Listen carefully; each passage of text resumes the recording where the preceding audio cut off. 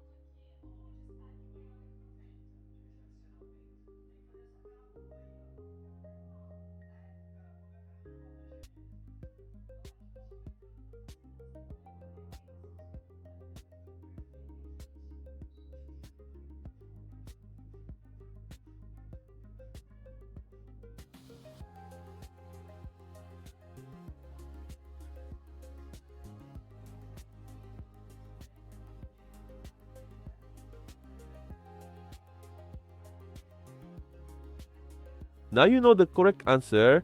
If you got it right, comment below. If you got it wrong, don't worry. This type of expression tricks many people. Leave your like and subscribe to the channel and follow the upcoming challenges. See you in the next video.